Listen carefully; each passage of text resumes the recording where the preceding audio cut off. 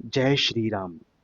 ये वीडियो उन लोगों को समर्पित है जो इस भीषण गर्मी में अपने परिवार का पोषण करने के लिए अपने घरों से बाहर निकले हैं। इक्विनॉक्स फिनोमिना अगले 5-7 दिनों में एशिया के अधिकतर भूभागों को प्रभावित करेगा। ऐसे में तापमान 40 डिग्री के आसपास विचलन करेगा। वर्ष में केवल 2 बार ऐसा होता है जब पृथ्वी की धुरी ना तो सूर्य की ओर झुकी होती है और ना ही सूर्य से दूर होती है। इसके परिणाम स्वरूप सभी लैटिट्यूड्स या अक्षांशों पर लगभग समान मात्रा में दिन का प्रकाश और अंधकार होता है। इन घटनाओं को विषुव या इक्विनॉक्सेस कहा जाता है। ज्यादा से ज्यादा सूर्य की किरणें पृथ्वी तक पहुंचती हैं, जिससे गर्मी बढ़ती है और वो वायु के माध्यम से हर तरफ फैलती है।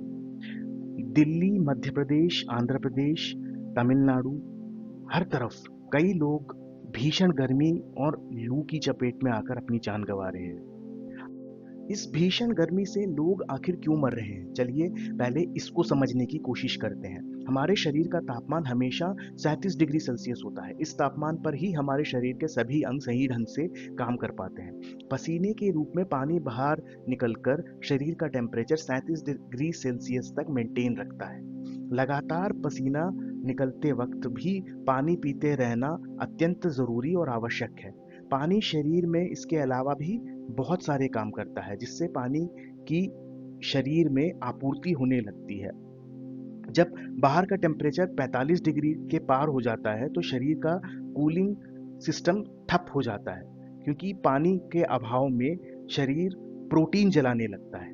इस वजह से बहुत सारे लोग लू लगने से कोमा में चले जाते हैं या फिर मूर्छित हो जाते हैं, और कई केसेस में उनकी जान भी चली जाती है।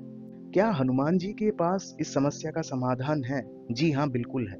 हमने इस संदर्भ में काफी अनुसंधान किया है। हनुमान जी के भक्तों की कभी भी अकाल मृत्यु नहीं होती, और हनुमान जी की भक्ति में वैसे भी ब्रह्मचर्य, सत्यभाषा, आक्रोध और सात्विक आहार अनिवार्य होते हैं, जिससे संबंधित वात व्याधि या फिर गर्मी से मृत्यु की संभावना कम हो जाती है। इसके अतिरिक्त हनुमान जी आयुर्वेद के उत्तम ज्ञाता हैं। तभी तो श्री राम ने संजीवनी बूटी लाने के लिए हनुमान जी से ही निवेदन किया था, क्योंकि हनुमान जी भली भांति संजीवनी बूटी से परिचित थे। भीषण गर्मी और वायु हनुमान जी के अधीन है, क्योंकि हनुमान जी 11वें रुद्र के अवतार हैं तथा पवन पुत्र होने के कारण उनका हर प्रकार की वायु से घनिष्ठ संबंध है।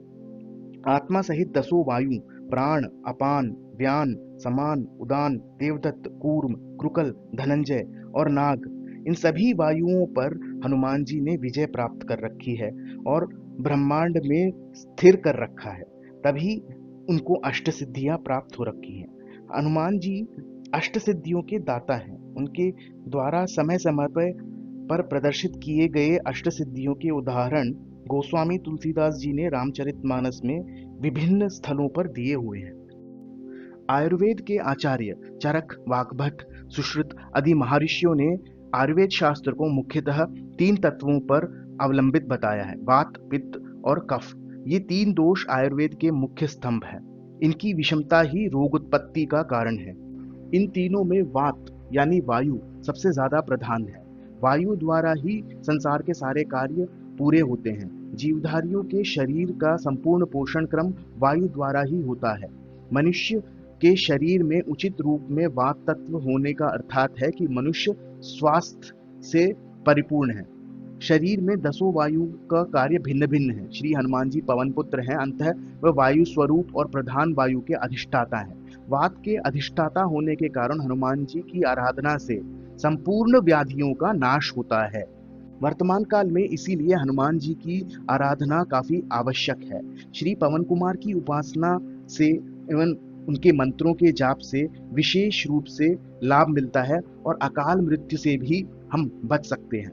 जो इस भीषण गर्मी में अपने घर से बाहर निकल रहे हैं, हम उनसे अनुरोध करेंगे कि अपने घर के ईशान कोण में हनुमान जी का एक चित्र स्थापित करें और वहां पर एक दीपक जलाकर रखें और इस मंत्र का जाप करें: मान अंजनी सुनो वायुपुत्र महाबला, अकस्मादात गातोत्पातम नाशयाशु नमोस्तुते।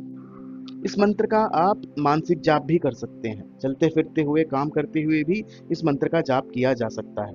लेकिन ब्रह्मचर्य, आक्रोध, सत्य भाषण और सात्विक आहार इस मंत्र का को जपने के लिए अनिवार्य है। इसके अलावा आप हनुमान चालीसा की चौपाई नासे रोग हरे सब पीरा का भी जाप करें। जितना हो सके यथाशक्ति राम नाम का जाप करें। हनुमान जी अत्यंत प्रसन्न होंगे और उनकी कृपा आपके और आपके परिवार पर बनी रहेगी। हन्यूवर्स ऐसे ही एक वीडियो के साथ आपके समक्ष उपस्थित होगा। चैनल को सब्सक्राइब करें, वीडियो को लाइक करें और ज़्यादा से ज़्यादा लोगों के साथ साझा करें ताकि ज़्यादा से ज़्यादा लोगों को हनुमान जी की कृपा प्राप्त हो। कमेंट में जय श्री राम ज़रूर लिखें। जय श्री राम।